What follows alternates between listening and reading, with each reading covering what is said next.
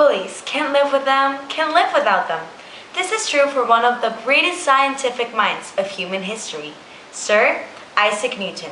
As a young boy, Newton was a lazy student with no real aspirations.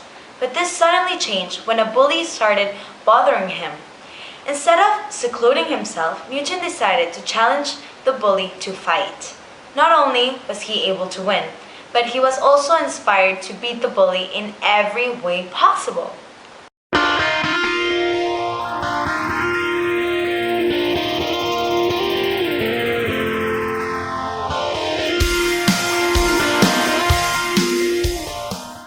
Newton would grow up from being a quirky second grader to one of the most recognized scientists ever.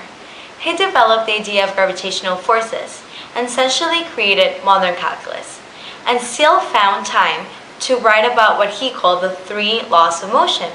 These three laws are now recognized as some of the most basic principles of science, but their importance is undeniable.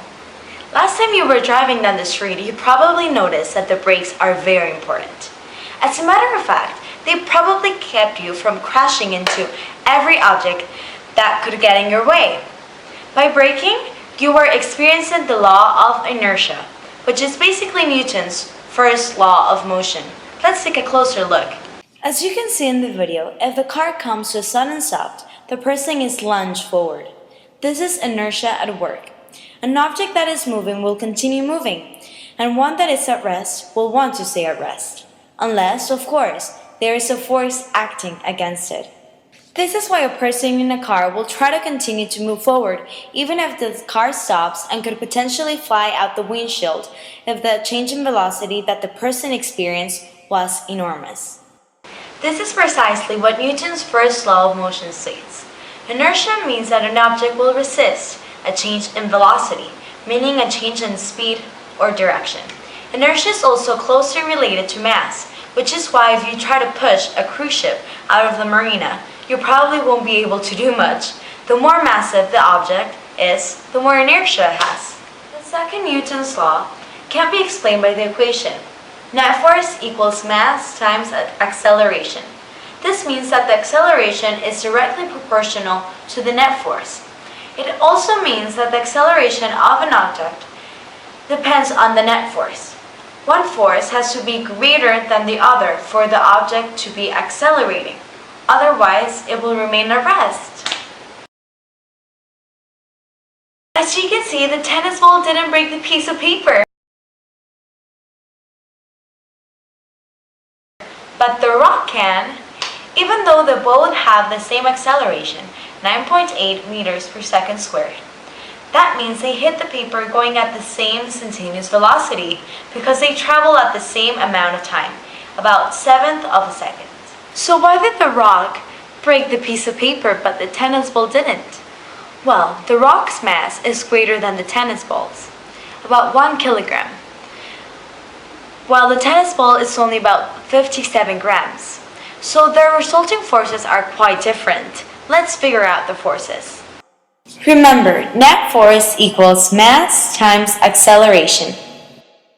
The net force of the tennis ball can be found by multiplying 0.057 kilograms, 57 grams, by the acceleration due to gravity, 9.8 meters per second squared. The net force of the tennis ball can be found by multiplying 1 kilogram by the acceleration due to gravity, 9.8 meters per second squared. The laws of Newton's laws state that for every action there is an equal and opposite reaction. Seems simple enough, right? No? Well, let's see how it really works.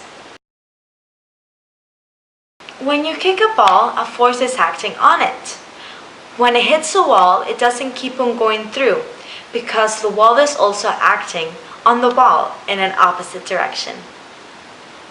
Let's look at another example. Walking is one of the best examples of Newton's third law of motion. When you walk, you're pushing down on the ground, yet you're going forward instead of just jumping on the ground. This is because the ground is reacting to your push in an opposite direction, which launches you forward. Few scientists are widely known despite the importance of their discoveries. Only names like Darwin and Einstein are remembered by the majority of people, while ignoring the importance of the work of other scientists like Sir Isaac Newton. Newton is responsible for many things that we take for granted now, like the very laws of motion, but he should be recognized as one of the most remarkable scientists ever.